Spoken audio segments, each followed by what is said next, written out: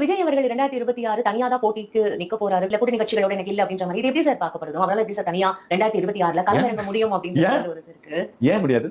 எப்படி முடியும்? ஏன் முடியாது? அடுத்த 8 மாசத்துல நீங்க என்ன மாதிரியான நார்மலா ஜெயலலிதா தன்னுடைய கேம்பெயின் எலெக்ஷனுக்கு சார் எப்படி சார் ஜெயலலிதா அவங்களோட நான் கேள்வி என்னன்னு கேட்டேன்.